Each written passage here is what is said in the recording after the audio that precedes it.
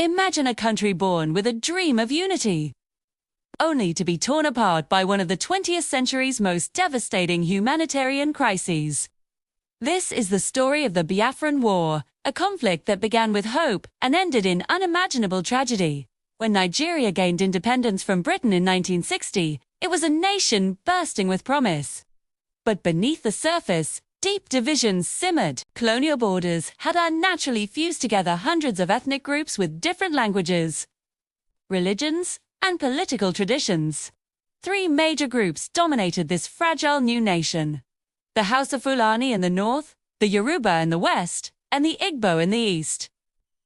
From the very beginning, the struggle for power was intense. Politics quickly became a battleground for ethnic interests. Elections were marred by fraud and violence. Corruption became rampant, and faith in the civilian government eroded. The nation was a powder keg, and in January 1966, the fuse was lit. A group of young military officers, most of them Igbo, launched a coup, assassinating key political leaders from the north and west. Oh, the coup plotters didn't succeed in taking full control. They succeeded in shattering the already fragile trust between Nigeria's regions. The backlash was swift and brutal. Just 6 months later, in July 1966, a counter-coup led by northern officers seized power. What followed was a wave of horrific violence. Across northern Nigeria, Igbo civilians were targeted. Tens of thousands were massacred in organized pogroms. Their homes were looted and burned. Families were ripped apart as they fled for their lives. The survivors, traumatized and terrified, streamed back to their ancestral homeland in eastern Nigeria, carrying with them stories of unspeakable horror. They were convinced they could no longer be safe within Nigeria. The country was unraveling at the seams. In the eastern region, the military governor, Lieutenant Colonel Chukwuemeka Ojungu, was under immense pressure. His people were demanding protection, and many felt that secession was the only answer. Desperate, last-ditch efforts were made to hold the country together. Leaders met in Aburi, Ghana, in Holite, early 1967, and hammered out an agreement for a looser federation that would give more autonomy to the regions. It was a glimmer of hope, but it was quickly extinguished. Both sides returned home and accused the other of betraying the spirit of the agreement. The Aburi Accord collapsed. Trust was completely gone. With all avenues for a peaceful resolution seemingly closed, Oyuku made a fateful decision.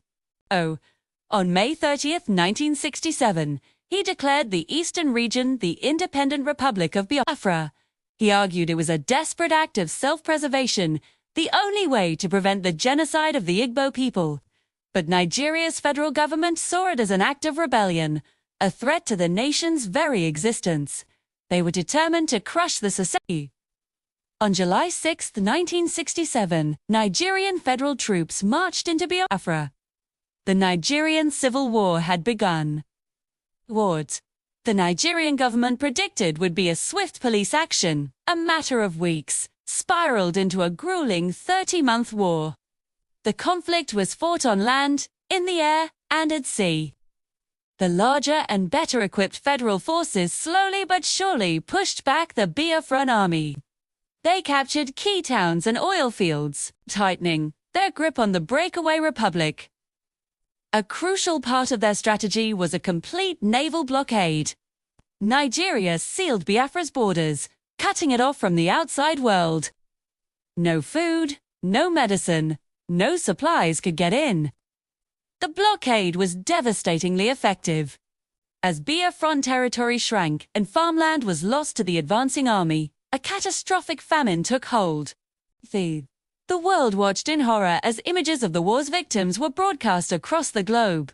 Starving children, their bellies swollen from malnutrition. Their limbs like sticks, became the enduring and heartbreaking symbol of the conflict. It's estimated that between 1 and 2 million people perished during the war. The vast majority were not soldiers killed in combat. They were civilians, mostly children, who died from starvation and disease. Despite being outgunned, outmanned, and starving, Biafra fought back with incredible determination. Biafran scientists and engineers displayed remarkable ingenuity, building homemade armored cars, refining their own fuel, and even converting passenger planes into makeshift bombers. Direts. Their propaganda machine was highly effective, winning sympathy from around the world. International outrage grew, and a coalition of churches, charities, and concerned individuals organized a daring, clandestine humanitarian airlift.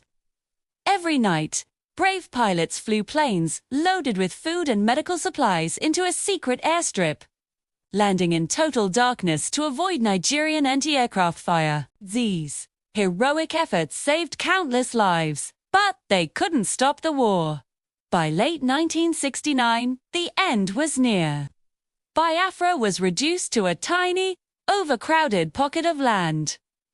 The people were exhausted, the army was collapsing, and the last supplies had run out. Morale was broken. On January 15, 1970, Biafra officially surrendered. Ojukwu had already fled into exile. The war was finally over.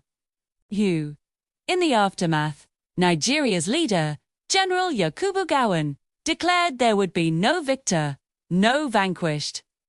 He promised a program of reconciliation, rehabilitation, and reconstruction.